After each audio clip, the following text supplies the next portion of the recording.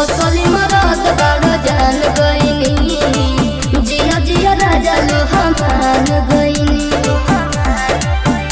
अरे इसके सिवा कोई चारा नहीं है।